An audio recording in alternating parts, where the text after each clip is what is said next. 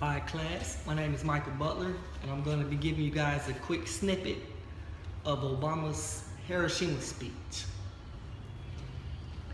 71 years ago, on a cloudless morning, bright cloudless morning, death fell from the sky and the world was changed.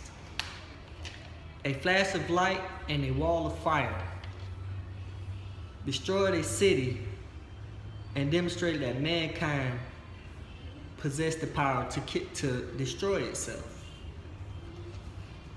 Why do we come to this place, Hiroshima?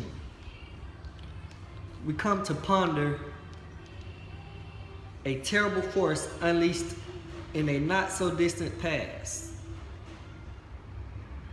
We come to mourn the death of over 100,000 Japanese men, women, and children, over 1,000 Koreans, and dozens of Americans that were captured and in prison.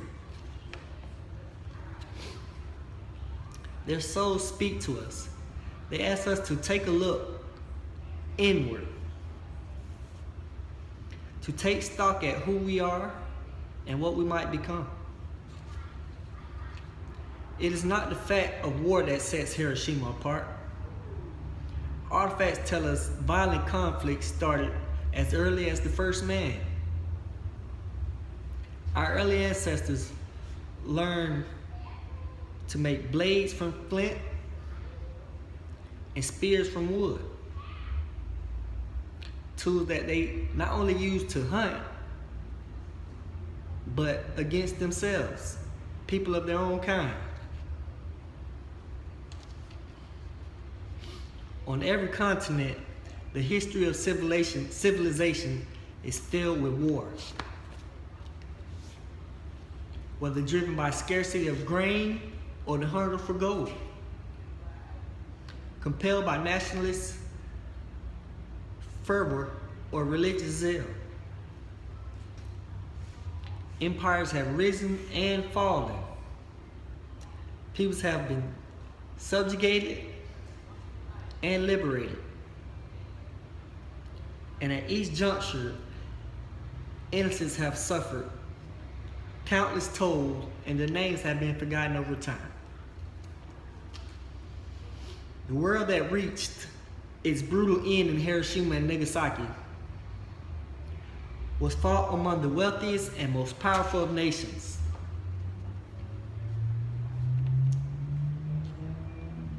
Their thinkers had advanced ideas of justice and harmony and truth. Their civilizations had given great cities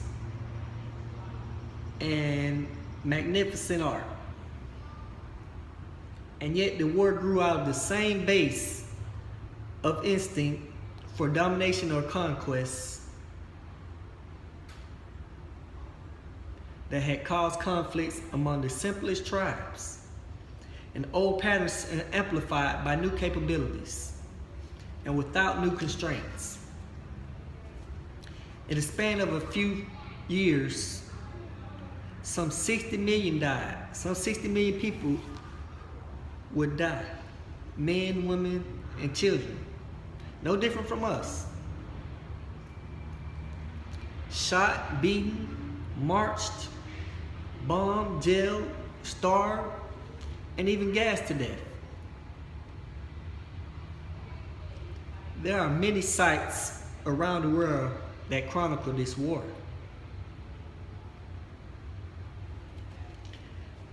Memorials that tell stories of courage and heroism, graves and empty camps that echo of unspeakable depravity. Yet, in the image of a mushroom cloud that rose into the skies, we are most starkly reminded of humanity's core contradiction. How the very spark that marks us as a species, our thoughts, our imagination, our language, our tool making, and our ability to set ourselves apart from the force of nature and also our ability to bend it at our will. Those very things also give us the capacity for unmatched destruction. How often does material advancement or social innovation blind us to this truth? How easily we learn to justify violence in the name of a higher cause. Every great religion promises a pathway to love, peace, and righteousness. And yet no religion has been spared from the believers who claim their faith as a license to kill. Nations arise telling a story that binds people together in sacrifice and cooperation, allowing for remarkable feats. But those same stories have so often been used to oppress and dehumanize those who are different. Science allows us to communicate across the seas, fly above the clouds, to cure disease and understand the cosmos. But those same discoveries can be turned into more efficient killing machines. The wars of the modern age teach us this truth. Hiroshima teaches us this truth. Technological advancement without an equivalent progress in human institutions can doom us. The scientific revolution that led to the splitting of atoms requires a moral revolution as well. That is why we come to this place. We stand here in the middle of this city and force ourselves to imagine the moment the bomb fell. We force ourselves to feel the dread of confused children, confused about what they see. We listen to a silent cry. We remember all the innocents killed across the arc of that terrible war, and wars that came before and wars that will come after.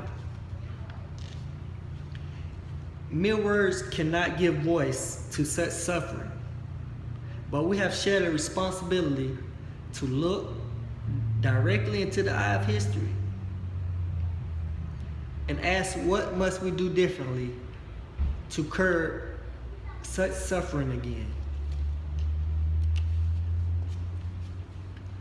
Someday, the voices of Hibakusha will no longer be with us to bear witness, but the memory of the morning of August 6, 1945 must never fade. That memory allows us to fight complacency. It fuels our moral imagination. It allows us to change. And since that fateful day, we have made friendship that has won far more for our people than we could ever claim through war. The nations of Europe built a union that replaced battlefields with bonds of commerce and democracy. Oppressed people and nations won liberation. An international community established institutions and treaties that work to avoid war and aspire to restrict and roll back and ultimately eliminate the existence of nuclear weapons. Still, every act of aggression between nations, every act of terror and corruption and cruelty and oppression that we see around the world shows us our work is never done. We may not be able to eliminate man's capacity to do evil, so nations and the alliances that we form must possess the means to defend ourselves. This has been my snippet of Obama's speech on Hiroshima. Hope you guys enjoyed. Thank you.